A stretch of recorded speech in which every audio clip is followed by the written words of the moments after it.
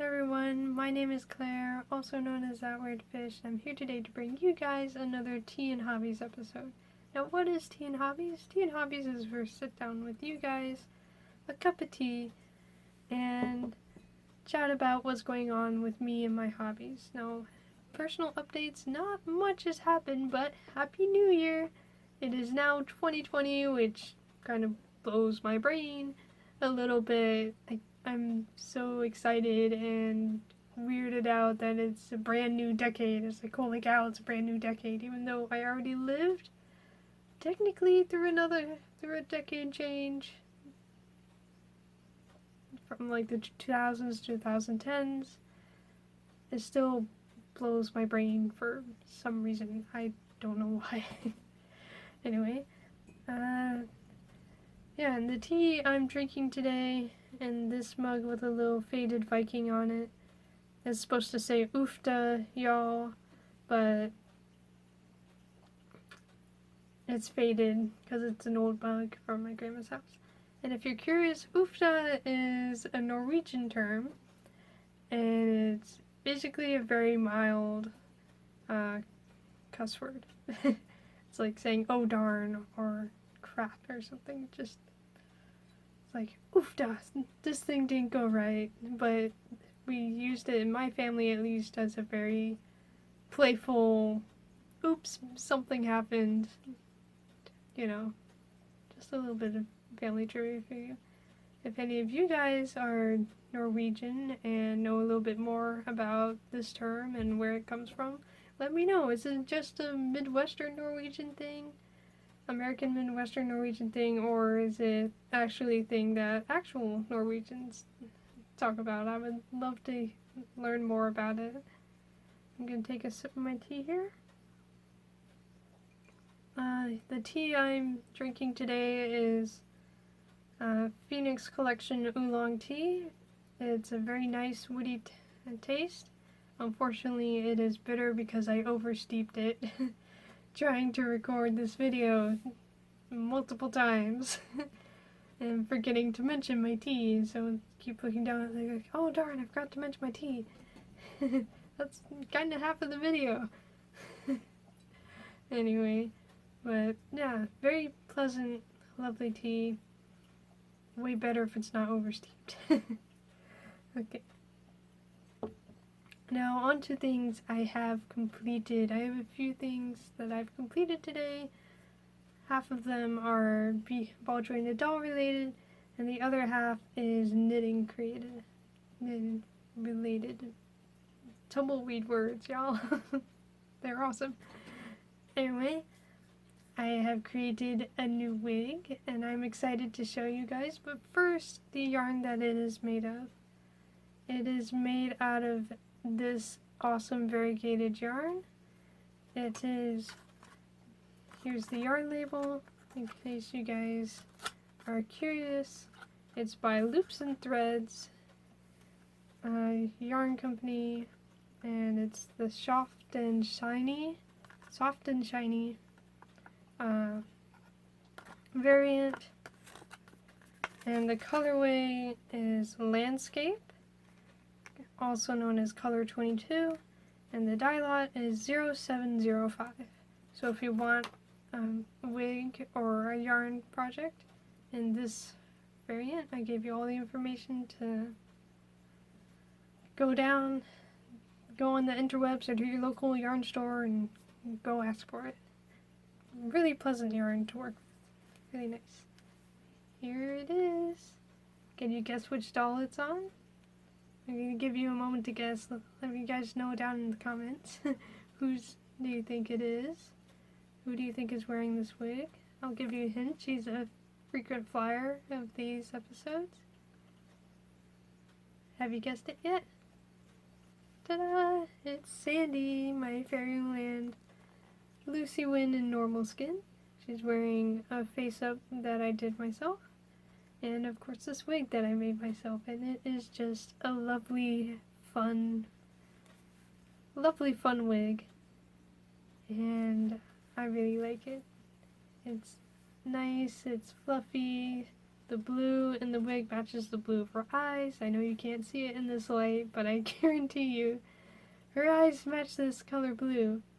And I just love the texture. I wish it was a little bit longer, but I didn't have the means to it. Because when you're brushing out the yarn, a lot of fiber gets lost in the wayside, and that unfortunately shortens the wefts. But yeah, it's a really nice, awesome wig, and I think she looks super cute, and this may be her permanent wig, except for the part isn't really that great. That's because I did half the wig correctly, and then the other half I got impatient and just glued cut yarn to it instead of actually making the wefts. I learned from my mistake, be more patient and you'll get better results.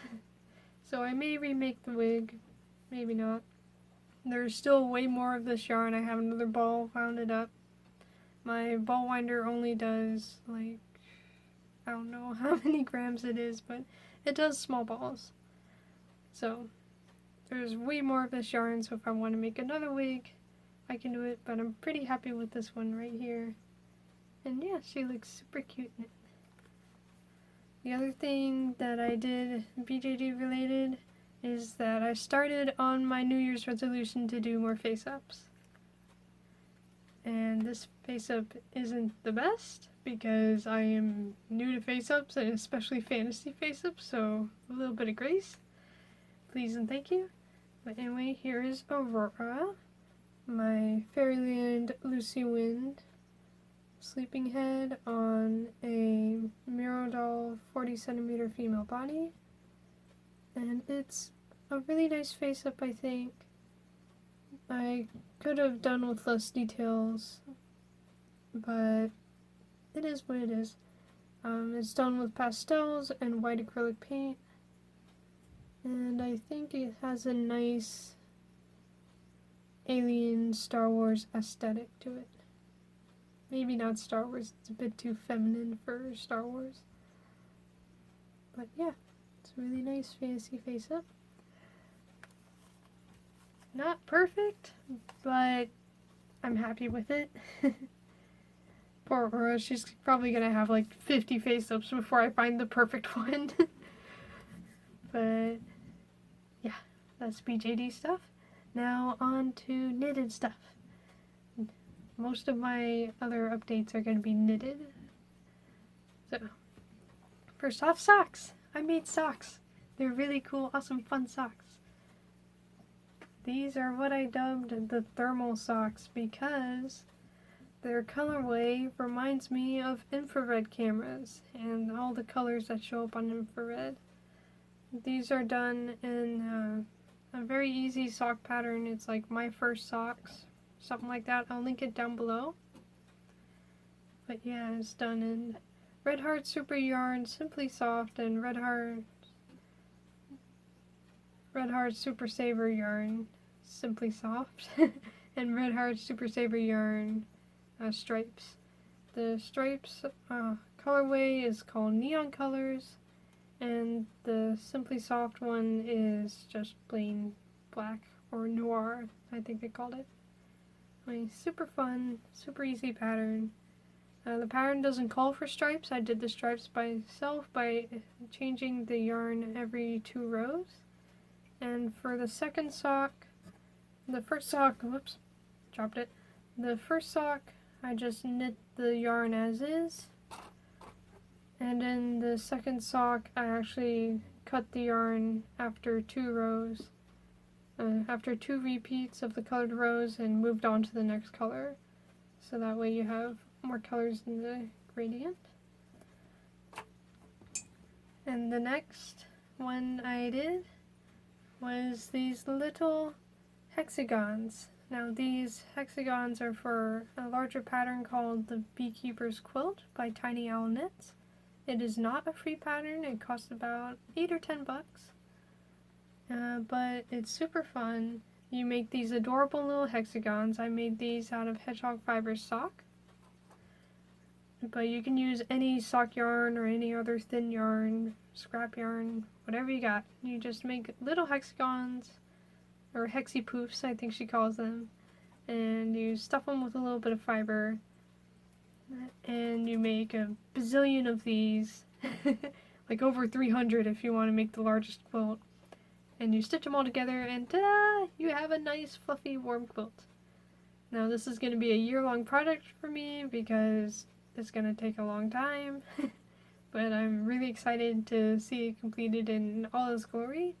I probably will not use hedgehog fiber sock for most of the hexie squares, hexie poofs, whatever, little hexagons, because that yarn is expensive, like $28 a skein, y'all. That is edging up on 30. That's indulgent yarn for sure, but it is so worth it. It's beautiful hand-dyed yarn. I highly recommend it. Pleasant to work with. Just, I love the colors. I love this brand of yarn. But it is expensive, so I'll probably look for a more affordable alternatives to make the majority of this quilt. But fortunately, one skein does make multiple. I think in our pattern she mentions that one 50 or 150 gram skein makes like 12. So maybe I'll get more because mine are a little bit on the smaller side. We'll have to wait and see. Anyway, on to works in progress. I have a doll size sweater, the Boxwood Sweater, and this rainbow variegated yarn. Sort of unicorny. Aurora's probably gonna get the sweater. But yeah, just working on the body so far. There is an option for a kangaroo pouch, but I've always been hesitant to knit it. First off, with this pattern, I don't want the colorway to look weird, and well, it probably will end up looking weird when I get to the different shoulder parts, but anyway. Just, yeah, the Boxwood Sweater. I'll link that pattern down below as well. If y'all are interested in making your own dolly sweaters, it's a free pattern. Go ahead, check it out down below, and I would love to see what you guys have made. Post them on Instagram, use hashtag Boxwood Sweater, BJD Boxwood Sweater, and I'll look them up and see if you guys made anything with it. It would be cool to have our own little hashtag for that, and I think the creator would really enjoy seeing that hashtag as well. Next up is a project I started last year, but I'm still working on it. It's my very first human-sized sweater. This is the Colorwork Vneck number 1, I think, or Colorwork Sweater number 1 from Castaway Yarn Shop. They also happen to be my local yarn store, so I was able to walk in, buy the yarn and the pattern for it. And the pattern came free with the yarn, which was really cool. Otherwise I would have to buy the pattern separately. And it is a lovely sweater. It's, I can't remember the yarn I used for it, but it's probably mentioned in a previous video. But it is really lovely, really easy to knit, and it's a great introduction to colorwork and sweaters if you guys are interested in it. I just have to knit the cuff. I'm not sure how to pick up on a horizontal edge, that's why I haven't started it yet. But I'm going to do some research and I'm going to finish this sweater this year, and I can't wait to wear it and show you guys how it looks. I may have picked a size a bit small though. Unfortunately, the sleeves don't go all the way down to the edge of my wrist like they should, and it is a bit more of a crop top length. So, oops. But it fits well otherwise. The yarn is nice and warm, and I'm really happy with this. With my first human-sized sweater, y'all. It's my first human-sized sweater. I feel so accomplished as a knitter. It's just a simple thing, a little thing. But it's a big thing, because it's a human sweater. I can make sweaters. So happy. Anyway. And my last and final work in progress is... Oops, that thing fell. Don't worry about it. It was just the yarn label. I'm making a granny square blanket out of giant ball of yarn. This is probably 2 pounds of yarn. 1 or 2 pounds. I haven't weighed it, but big honking ball of yarn. Let me get that slip because I need it. 1 second. It is by Loops and Threads. Found it at Michael's. Loops and Threads. Endless Impeccable yarn. And 1 ball makes a blanket, or so they claim, and they give you the pattern on the back. And guess how much I paid for this yarn? Okay, you guys want to know? I got it on clearance for $7.97, so $8 for this massive ball of yarn. $8 for a blanket. Y'all, that's a steal. Head to the clearance section of Michael's and scour for details, for deals. That would be super cool. It's a bit enabling. Anyway, super happy with it. It's very easy to crochet. It's just your typical granny square. Do chains, do single crochets, and all that. And it's going to be a lovely white blanket. White was probably not the best color to pick because stuff gets dirty and you can see it on white. But we'll see how it goes. Anyway, that's all that I have for y'all today. I hope y'all have a good day. Do something fun for yourselves, be it enjoying a hobby, going to a movie with friends, hanging out by yourself and reading a good book, enjoying a cup of tea, or doing whatever it is that makes you happy. Anyway, I hope y'all have a good day and keep on swimming. Bye.